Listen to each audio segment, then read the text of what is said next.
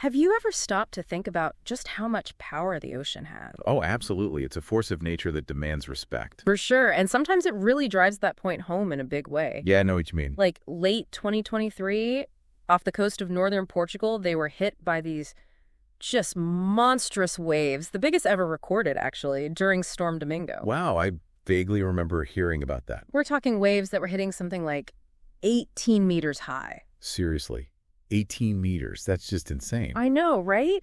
Imagine a 6-story building. Now picture that crashing down on you. I can't even, that's got to be terrifying. And it makes you realize how crazy it is to think we could put anything out there in the ocean that can withstand that kind of force. Totally. And that brings us to what we are talking about today, because right in the middle of all that chaos was Core Power Ocean and their wave energy converter, the C4. It actually survived those crazy storms. No way. So they just wrote it out. They did. They've got this special protective mode it can go into. I mean, if their tech can handle that, just imagine what else it can do. That's a perfect example of why resilience is so crucial for wave energy. If these things can't survive in the ocean, they can't be a reliable energy source. Makes sense. And this isn't just about making it through one storm. I mean, it changes how people see the risk of putting these devices in the ocean. How so? Well, if they're more likely to survive, the insurance costs go down, and that makes investors more comfortable because, let's face it, the ocean can be pretty brutal. That's a really good point. So for this deep dive, we are taking a close look at a couple of the major players in wave energy. We have Core Power Ocean AB's 2023 annual report and the 2024 report from EcoWave Power Global AB. Sounds good. These reports are full of info about their different technologies, how their operations are doing, and their plans for the future of wave energy. It's like getting a peek behind the curtain. And for you, listening in, we are going to break all that down, get to the most important parts, and make sure you really understand what's happening in this field. Excellent. Think of it like we're doing the hard work of reading these reports so you don't have to. And along the way, we'll point out the really interesting stuff because, honestly, there's some pretty amazing things we found. It is a fascinating area, and I'm excited to dive in. Awesome, me too. So let's start with Core Power Ocean and their amazing ability to survive those storms. It wasn't just Storm Domingo that their C4 had to deal with in late 2023, right? No, it wasn't. Their report actually mentions a whole string of intense storms that year. Oh. They specifically named Storm Babet, Storm Helene, Storm Ciarán, and then, of course, the big one, Storm Domingo. And we already talked about Domingo bringing those record-breaking 18-meter waves off the coast of Portugal on November 4th. I mean, can you even picture a wave that big? That's really hard to wrap your head around. It's about the same height as a 6-story building. So for a piece of technology to be in those conditions and not just survive, but keep working in a safe mode, that's really something. It is. And they keep mentioning this unique storm survival mode. It makes me think this is a key part of how their technology works, right? Right. It suggests that their design prioritizes surviving these huge waves, or at least minimizing the impact they have. I see. Operating in a protective mode probably means it's not generating as much power during these crazy conditions, but it's actively protecting itself from damage. This wasn't just a fluke. It's a built-in capability that was put to the test in a very real and very scary way, and it worked exactly as they designed it. So no luck involved, just great engineering. And this must be a huge win for them. I mean, proving their tech can handle that kind of beating. Huge. It gives really solid evidence that their wave energy converter is tough and reliable, even in really harsh conditions. Yeah, familiar. And that's vital if they want to attract investment and get more of these things out in the ocean. Makes perfect sense. All right, let's move on to EcoWave Power. They seem to have a different way of capturing energy from waves than Core Power, don't they? Yeah, EcoWave Power focuses on something called onshore or nearshore wave energy converter technology. Okay. Basically, their systems are designed to be closer to the coast, sometimes even integrated into things like breakwaters or piers. Oh, interesting. It's different from offshore systems, which are further out at sea. Right. Their strategy helps avoid some of the big challenges with offshore wave energy, like needing really complex moorings, the high costs of connecting to the power grid so far from shore, and the difficulty of maintaining these things out in the open ocean. Got it. So by using existing coastal structures, they are potentially making wave energy more cost-effective, especially in these early stages. So they're taking advantage of what's already there. And their technology uses the up and down movement of the waves to create electricity. Can you walk us through how that works? Sure. Their wave energy converters usually involve a series of floats that go up and down with the waves. Okay. That back-and-forth motion is captured and turned into mechanical energy, which then powers generators to make electricity. And because their systems are closer to shore, they are easier to maintain and connect to the power grid. Smart. Now, their 2024 report talks about a pretty big pipeline of potential projects, over 404 megawatts worldwide. That sounds like a lot of energy, but you also mentioned that most of these are just preliminary agreements. What does that actually mean? You're right, the number is impressive, but it's important to understand how these projects develop. Okay. A preliminary agreement, which could be something like a memorandum of understanding or a letter of intent, basically means there's some initial interest and potential for working together down the line. But these agreements are often not legally binding, and they depend on things like feasibility studies, permits, and of course, financing. So it's more like an expression of interest than a guarantee that these projects will happen. Yeah, exactly. Yeah. It's a positive sign that people are interested in their technology, but there are a lot of hurdles to overcome before a project actually gets built and starts generating power. I understand. Let's take a look at some of the specific projects and agreements mentioned in their report. They talk about the EWP EDF-1 project at Jaffa Port in Israel, which is now connected to the power grid. That sounds like a big deal. It's huge. Connecting that Jaffa Port project to the grid in August 2023 was a major achievement for them. It was the first time wave energy was connected to Israel's national grid through a power purchase agreement. So a power purchase agreement means they already have someone lined up to buy the electricity they produce, right? That's right. They know they have a buyer. And this site is now their main research and development center, so they can continue to test and improve their tech. Exactly. It's a live site where they can gather real-world data and keep innovating. They also have a concession agreement with the Port Authority of the Douro, Lake Soanes, and Viana do Castelo in Portugal, APDL for short. What's involved in that agreement? This agreement gives them the rights to develop up to 20 megawatts of wave energy across 4 sites controlled by APDL.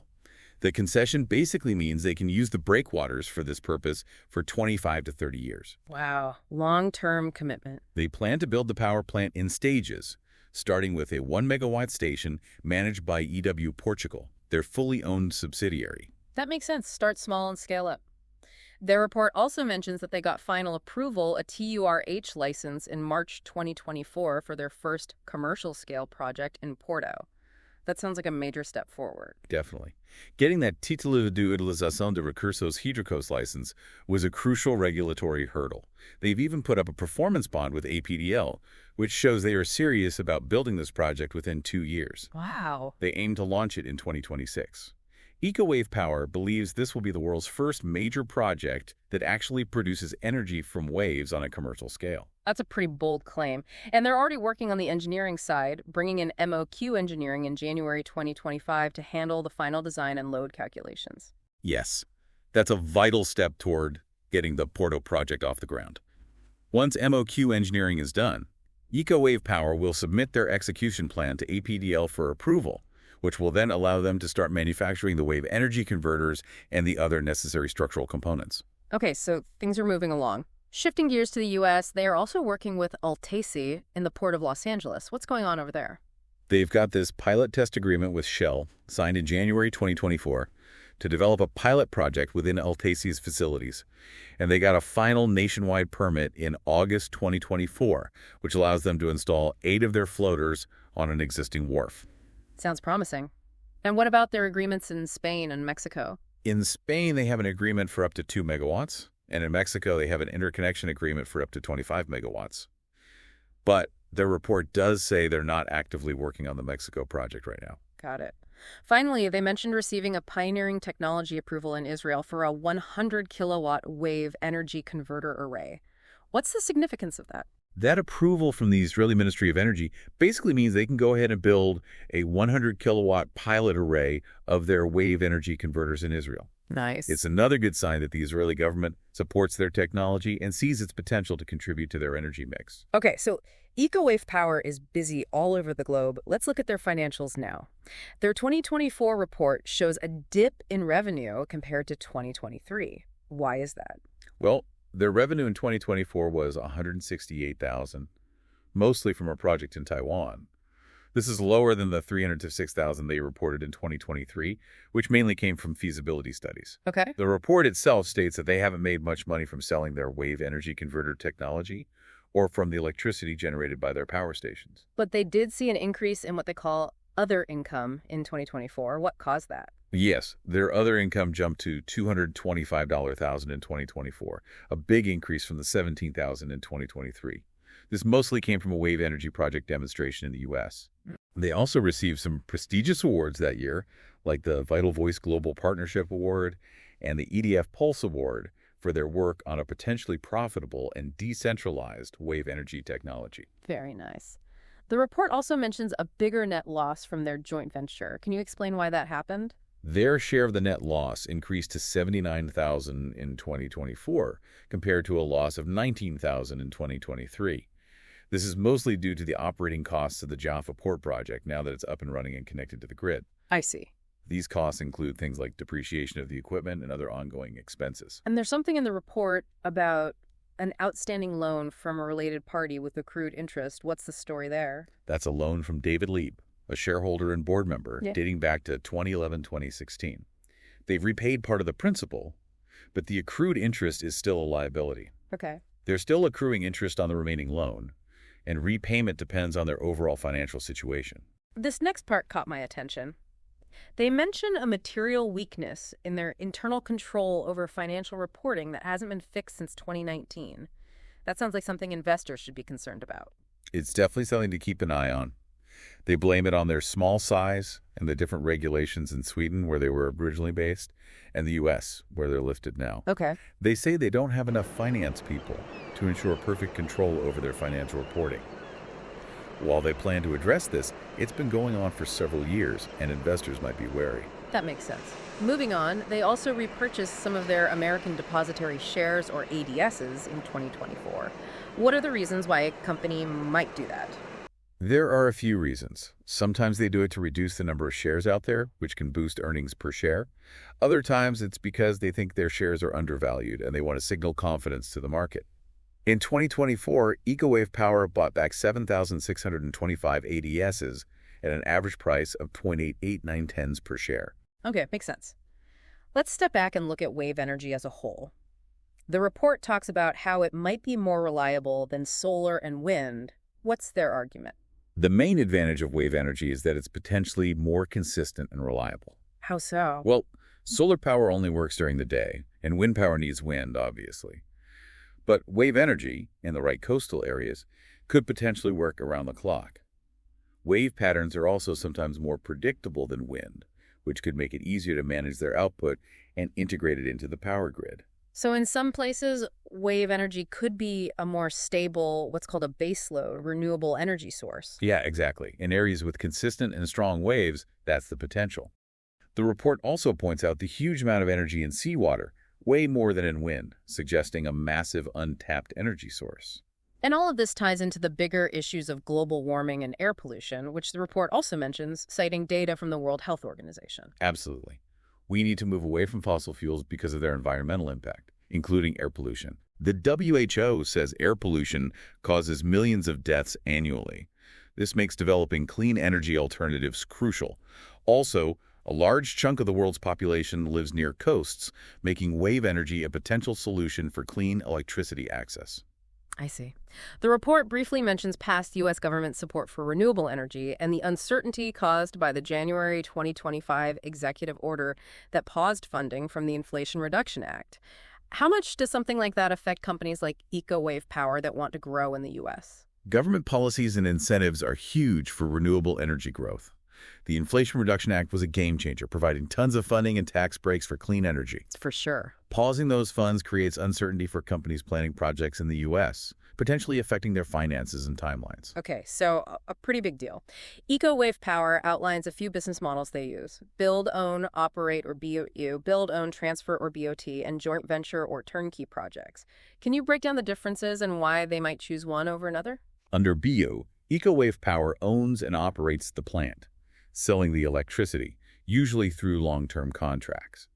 This can provide steady income, but needs a large upfront investment. Got it. BOT involves building the plant, owning it for a while to earn back their investment and maybe some profit, then transferring ownership.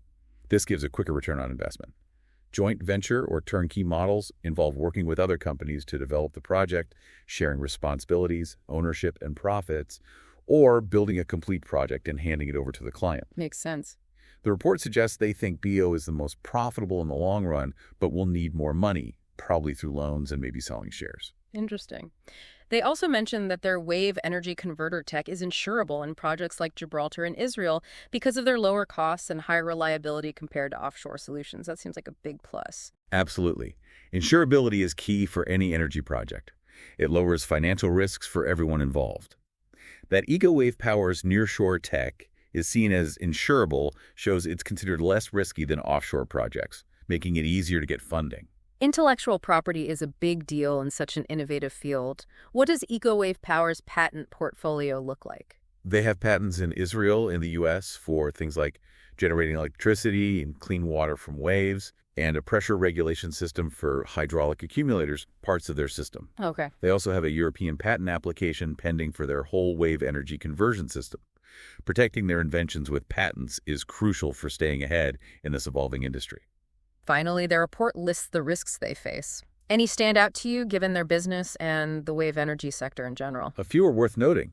They mention the impact if government support for renewable energy dries up. Makes sense. They also acknowledge the risks of managing their growth and expanding internationally. The uncertainty around how much protection their patents will actually give them is another big one. They also note the potential for their share price to fluctuate, their reliance on other companies for supplies and manufacturing, the dangers of storms and climate change affecting the oceans, and even the possibility of being regulated as an electric utility in the future. So, lots to consider. Okay, so to sum it up for our listeners, Core Power Ocean has shown it can withstand some crazy weather out at sea, which is a big win for their technology. EcoWave Power is moving forward with projects all over the world, showing the potential of their nearshore approach. But they're also dealing with the challenges of being a growing company in a new and constantly changing industry. It's clear that wave energy has huge potential as a reliable renewable energy source, working alongside solar and wind power. Exactly. Both companies are making progress in a field that's tough, but also potentially super rewarding.